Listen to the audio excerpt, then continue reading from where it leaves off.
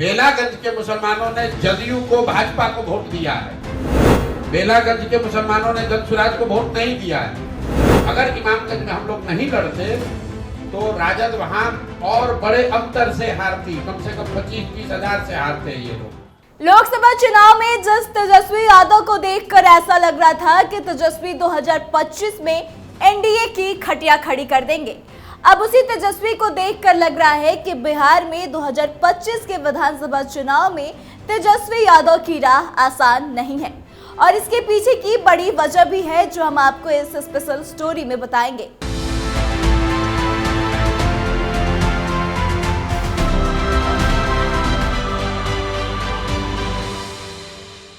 नमस्कार, capital TV Bihar की special story देख रहे हैं आप और मैं आत्मजा आपके साथ। देखिए, हाल ही में हुए विधानसभा उपचुनाव में तेजस्वी को चारों सीटों पर हार का सामना करना पड़ा। ऐसे में चारों सीटों की हार से तेजस्वी की टेंशन इन दिनों काफी बढ़ गई है और ऐसा लगता है कि आने वाले विधानसभा चुनाव में प्रशांत किशोर की जनसुराज पार्टी और असदुद्दीन ओवैसी की AIMIM उनके वोट बैंक में बड़ा सेंधमारी कर सकती है। इसके अलावा तेजस्वी को बीजेपी और जेडीयू के मजबूत गठबंधन यानी कि एनडीए से भी मुकाबला करना पड़ेगा। बता दें कि हाल ही में हुए उपचुनाव में पीके की पार्टी ने अपनी ताकत दिखाई है, जिससे आरजेडी की चिंता इन दिनों बढ़ गई। ओवैसी की पार्टी पहले से ही आरजेडी के वोट काटती रही है। इन सबके बीच तेजस्वी के लिए 2025 में जीत हासिल करना लगभग असंभव है। दरअसल तेजस्वी यादव 9 साल से बिहार के मुख्यमंत्री पद के प्रबल दावेदार रहे हैं और अब उनके सामने 2025 के विधानसभा चुनाव में कई मुश्किलें एक साथ खड़ी हो रही है। सबसे बड़ी चुनौती तो प्रशांत किशोर है, उसके बाद असदुद्दीन ओवैसी हैं। दोनों ही नेता तेजस्वी के मुख्य वोट बैंक में सेंध लगाने की कोशिश कर रहे हैं। इसके अलावा उन्हें बीजेपी और जेडीयू के मजबूत गठबंधन यानी कि एनडीए से भी मुकाबला करना पड़ेगा। आपको याद दिला दें कि 2020 के विधानसभा चुनाव में ओवैसी की पार्टी ने राजद के वोटों में बड़ी सेंधमारी की थी, खासकर सीमांचल के क्षेत्रों में।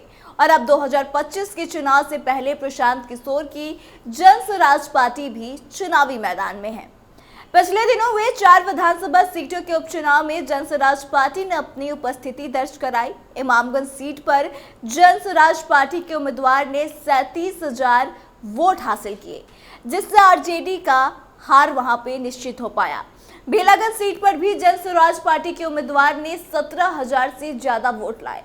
इन दोनों सीटों पर ओवैसी की पार्टी ने भी कुछ वोट हासिल किए। वहीं प्रशांत किशोर से जब इस पर पूछा गया तो उनका मानना है कि अगर इमामगंज में जनसुराज पार्टी चुनाव नहीं भी लड़ती तो आरजेडी के हार का अंतर और ज्यादा हो जाता।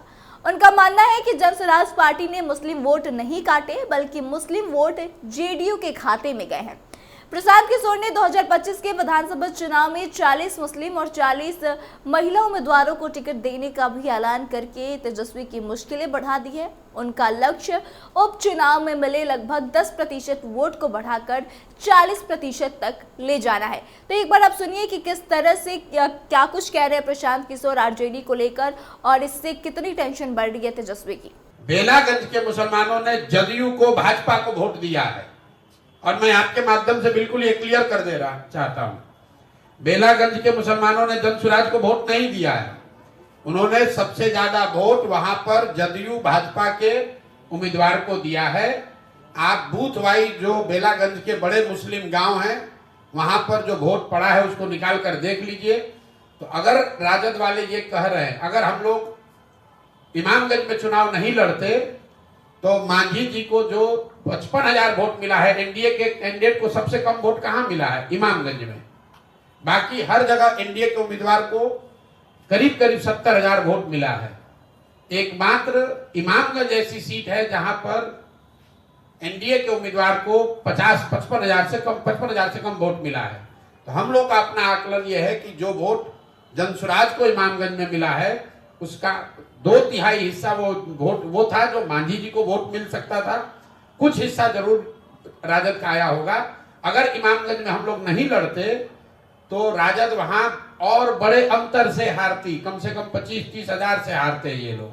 लेकिन जो है इसको देखेंगे और इससे और बेहतर कैसे करना है उसके लिए पूरी तरीके से प्रतिबद्ध हैं।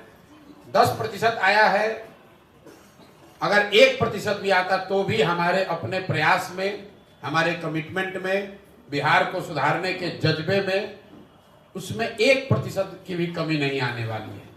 तो देखिए, प्रशांत किशोर अपनी सभाओं में तेजस्वी यादव और लालू प्रसाद यादव पर जमकर निशाना साधते हैं। वो खुद को बिहार में तीसरे विकल्प के रूप में पेश भी कर रहे हैं। उनका कहना है कि वे दोनों गठबंधनों यानी कि एनडीए और महागठबंधन के उन वोटरों को अपनी ओर खींचना चाहते हैं जो अपने उम्मीदवारों से नाराज हैं। वहीं 2020 के विधानसभा चुनाव में ओवैसी की पार्टी ने सीमांचल में आरजेडी को काफी नुकसान पहुंचाया था। एआईएमआईएम ने 5 सीटें जीती थी। बाद में इनमें से 4 विधायक आरजेडी में शामिल हो गए थे। ओवैसी की पार्टी अब भी बिहार में काफी सक्रिय है और आरजेडी के वोट बैंक पर पैनी नजर बनाकर रखा है। बता दें कि तेजस्वी यादव 2015 में नीतीश कुमार के नेतृत्व में उप मुख्यमंत्री बने थे। 2020 के विधानसभा चुनाव में आरजेडी सबसे बड़ी पार्टी बनकर उभरी, लेकिन सरकार फिर भी नहीं बना पाई। 2022 में नीतीश कुमार ने बीजेपी से नाता तोड़कर आरजेडी के साथ मिलकर सरकार बनाई और तेजस्वी फिर से उप मुख्यमंत्री बने, लेकिन अभी तक वो मुख्यमंत्री की कुर्सी तक पहुंच नहीं पाए हैं और अब सबकी नजर 2025 पर है। हालांकि तेजस्वी यादव के लिए यह चुनाव आसान नहीं होगा। उन्हें एक तरफ एनडीए से मुकाबला करना है, वहीं दूसरी तरफ पीके और ओवैसी की पार्टी से भी अपने वोट बैंक को बचाना है। ऐसे में अब देखना दिलचस्प होगा कि तेजस्वी इस चुनौती से कैसे निपटते हैं। साथ ही आपको बता दें कि इन तमाम चीजों के अलावा भी तेजस्वी के पास और कई सारी बड़ी चुनौतियां निकलकर सामने आ रही है।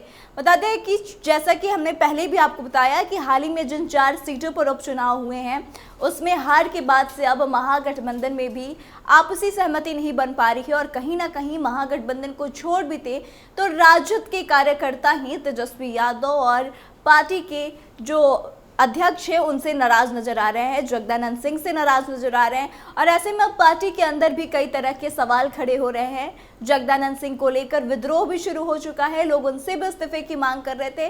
तो अगर बाहरी मुद्दों को छोड़ भी दे तो तेजस्वी के सामने एक पार्टी को भी एकजुट रहना बड़ी चुनौती बनकर सामने आ रहा है और इसके अलावा ओवैसी और प्रशांत किशोर तो उनकी मुश्किलें बढ़ाने के लिए हैं ही।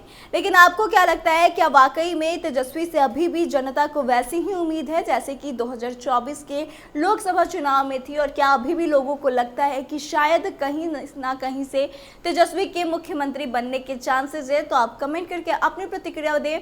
और फिलहाल जो चुनाव के परिणाम आए हैं इसको देखकर आपको क्या लगता है कि 25 में कैसा परफॉर्मेंस रहेगा तेजस्वी का, इस पर भी प्रतिक्रिया दें। वीडियो को शेयर करें। आगे के तमाम अपडेट्स के लिए देखते रहे कैपिटल टीवी बिहार। धन्यवाद।